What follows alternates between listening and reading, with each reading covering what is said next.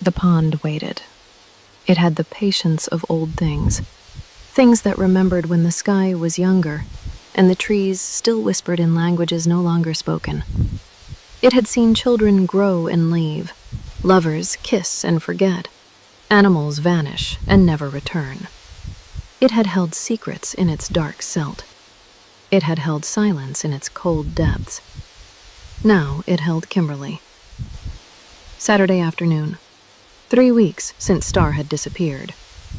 3 weeks of phone calls to Karen that all ended with the same hollow answer. 3 weeks of teaching children while something ached behind her ribs. 3 weeks of coming home to an empty house that echoed with absence. She stood at the pond's edge barefoot, the dock's weathered boards rough and slightly splintered under her feet. Her sweater lay abandoned behind her, soft gray wool that still held the warmth of her body. The November air was sharp enough to make her skin prickle, cold enough that her breath came out in small white clouds. The leaves were nearly gone now. Just a few stragglers clung to bare branches, gold and rust and deep crimson, drifting down to land on the water's surface with touches so gentle they barely made ripples. She needed to ask someone to help pull the dock in before the pond froze, before winter locked everything down and the ice grew thick enough to walk on. But not today. Today she just needed to swim. She stepped into the water. The cold hit her like a blow to the chest, sharp, honest, brutal. The kind of cold that made her gasp involuntarily, that drove the air from her lungs and set her heart hammering. The pond bottom was soft under her feet, silt and decomposing leaves, and the particular give of earth that lived underwater. Her toes curled reflexively, feeling for purchase. She waded out, the water rising up her calves, her thighs, her hips. Each step forward was a small act of will against the cold that wanted to drive her back to shore. The surface tension broke against her belly and she gasped again. That shock of ice against warm skin, nerves firing distress signals that made her whole body want to retreat.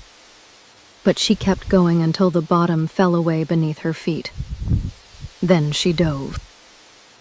World transformed.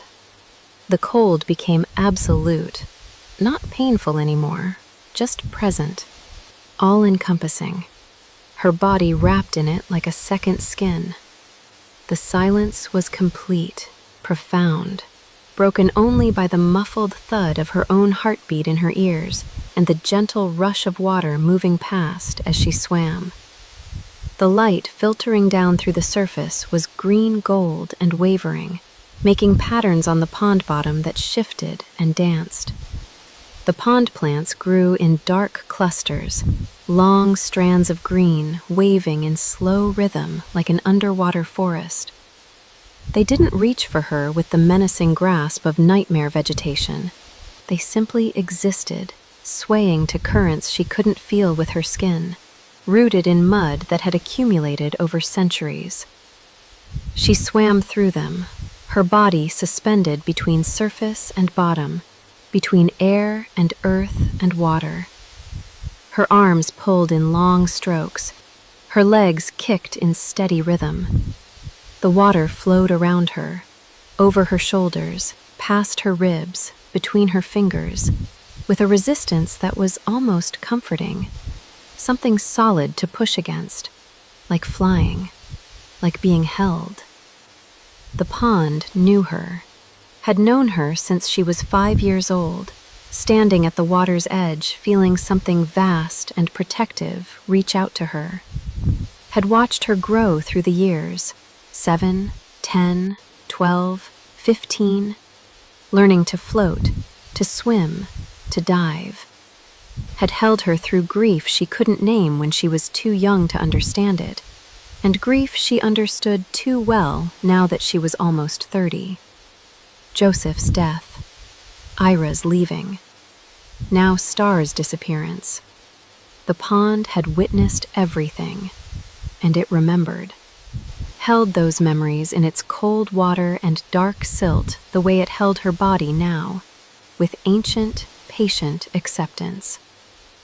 She stayed under longer than usual, not testing her limits, not trying to prove anything to herself or the pond or the empty farm waiting behind her.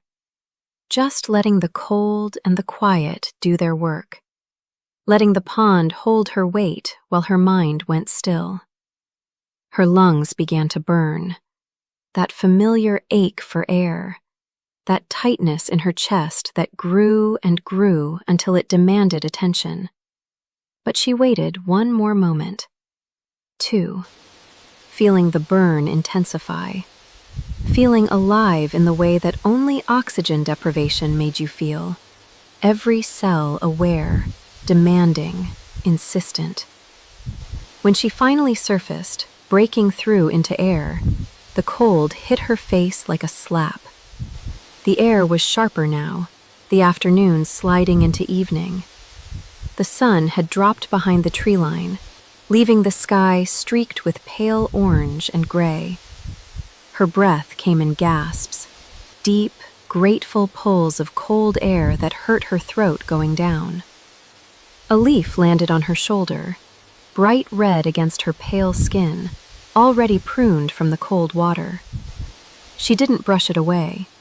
She treaded water in the center of the pond, her arms and legs moving in small circles to keep her afloat.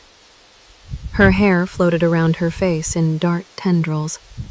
Water dripped from her chin. The cold had settled into her bones now, making her teeth want to chatter, but she wasn't ready to leave yet. She looked up at the sky going gray and purple with approaching dusk. "I'm still here," she whispered. Her voice came out rough, barely audible. The words hung in the cold air for a moment.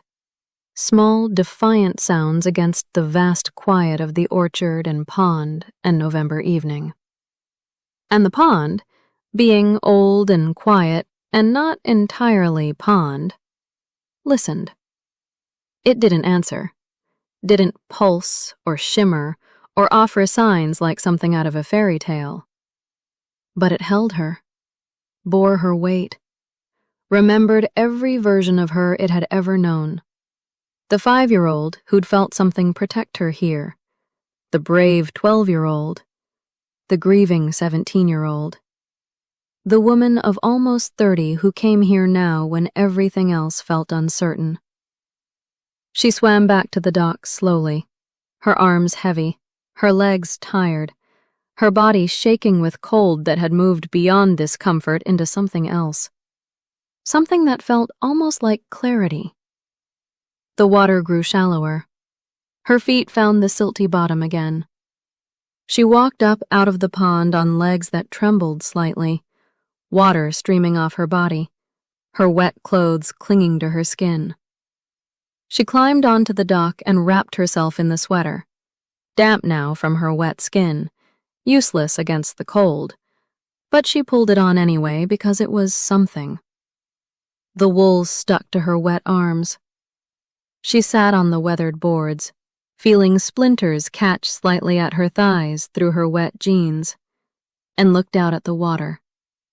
For a moment, just a moment, she imagined Star, curled in the reeds at the pond's edge, his black fur stark against the dried grass, amber eyes watching her with that patient cat intelligence. Tail flicking once, twice, counting something. The way he used to sit when she swam, present and calm, waiting for her to come back to shore so he could follow her up to the house. But the reeds were empty, just dried stalks rattling slightly in the wind. And Star was gone. Not metaphorically, not symbolically, not gone the way people say when they mean dead but can't say the word. Just gone. Out a window in Boston 3 weeks ago. Into streets he didn't know. Into a city that didn't know him. Into silence that didn't answer back, no matter how many times Karen called his name. No matter how many flyers Christine put up. No matter how many times Kimberly lay awake imagining him cold and scared and looking for her. Kimberly pulled her knees to her chest and pressed her forehead against them. Her hair dripped cold water down her back, rivulets that soaked into the damp sweater and made her shiver harder. Her fingers were numb, the skin white and wrinkled from the water. Her toes were starting to ache with cold. The sun was setting and she should go inside, should eat something, should grade the papers she'd been avoiding all week, should do something productive instead of sitting on a dock turning blue with cold. But she just sat there while the light faded. Her body shook with cold that had moved into her core. Her jaw ached from clenching to keep her teeth from chattering. The damp wool sweater felt heavy on her shoulders. But there was something clarifying about it, the cold, the ache, the physical discomfort. It gave her something to feel besides the grief that had no shape or texture, that was just a hollow space where stars should be. The pond watched her. It had seen witches drown here, had seen children learn to float, their small bodies buoyed by water that held them gentle as any mother, had seen lovers carve their initials into the dock's soft wood, the cuts aging into weathered grooves over decades, had seen grief-stricken people sit exactly where Kimberly sat now, trying to understand loss that had no explanation, no comfort, no end. It had held secrets in its silt, bones and stones and things thrown in to be forgotten. It had held forgotten names in its reeds, lovers who never came back, children who grew up and moved away, hets who wandered into the water and never wandered out. It had listened to promises whispered at its surface, wishes, prayers, bargains with whatever lived in the deep dark, and watched them sink like stones, like everything else that came to rest in its depths. The pond was patient. The pond was old. The pond knew things the trees didn't tell. And it knew something was coming.